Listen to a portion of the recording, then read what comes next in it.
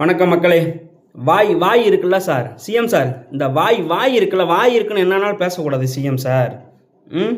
இந்த கரூர் சம்பவத்துக்கு தமிழ்நாடே பார்த்தது சார். கரூர் சம்பவம் என்ன நடந்து தமிழ்நாடு மக்கள் நன்றாக தெரியும். உங்கள் பொதுச் செயலாளர் ஓடி ஒழிந்தது 60 நாட்கள். அப்புறம் சார் சிஎம் சார், நீங்கள் கூட ஏர்போர்ட்டில் ப்ரெஸ்ஸுக்காரங்க கூப்பிட நிற்காம ஓடுன்னு ஓடுனீங்களே சிஎம் சார். இதெல்லாம் என்ன சார், தமிழ்நாட்டு மக்கள் நன்றாக தெரியும் சார். நீங்கள் பேசுகிறதுனால இங்கே உண்மையாயிடுன்னு நினைக்கிறீங்களா சிஎம் சார்?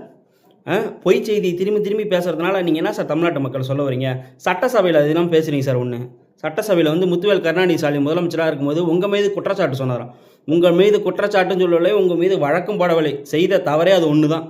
உங்கள் மீது சொன்னது என்னென்னா, ஒரு கட்சியின் தலைவர் தன் கட்சி தொண்டர்கள் சாவுதை விரும்ப மாட்டார். அதை தான் சார் அங்கே சட்டசபையில் பதிவு பண்ணியிருக்காரு. வேணா நீங்கள் எடுத்து பாருங்கள் சார், குறிப்பு இருக்கும் சார். அப்புறம் பார்ட்டி ஃபண்டை பற்றி பேசுகிறீங்க. பார்ட்டி ஃபண்டு பசங்க திமுக வெளியே ஓடிச்சா சார்?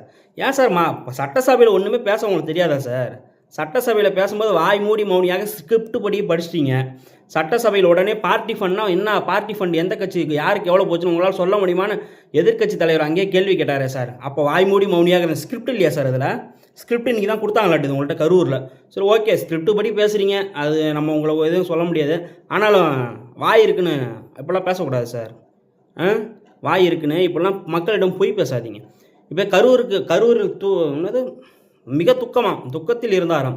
துக்கத்தில் இருக்கும்போது தான் மலேசியாவில் போய்ட்டு கச்சேரி ஆரம்பம் பாட்டுக்கு டான்ஸ் ஆடினீங்கன்னு நினைக்கிறேன். கரூருக்கு ஆட்சி அமைத்தவுடன் போயிருக்கலாம், அப்போல்லாம் போக முடியல. ஏன்னா அப்போ அங்கே இடைத்தேர்தல் இல்லைல்ல. ஏன்னா மாற்றுக் கட்சியில் போய் வாஷிங் மிஷினை வச்சு ஊழல்வாதி விஜயபாஸ்கரை கட்சியில் சேர்த்துள்ளார்கள். கரூருக்கு இப்போ இடைத்தேர்தல் வரப்போகுது, அதனால் அந்த மக்களை சேர்ந்து பார்த்து உள்ளார். இவர் பதவி வெறி இல்லையா அவருக்கு? பதவி வெறி இல்லாமல் எதுக்கு சார் மாற்றுக் கட்சி எம்எல்ஏக்கும் உங்கள் கட்சியில் இணைக்கிறீங்க? வாய் இருக்குன்னா எதை கூட பேசக்கூடாது சிஎம் சார். உண்மை ஒரு நாள் வெளியே வரும் சார். பொய் எவ்வளோ ஆனால் பேசுங்க சார், உண்மை ஒரு நாள் கண்டிப்பாக வெளியே வரும்.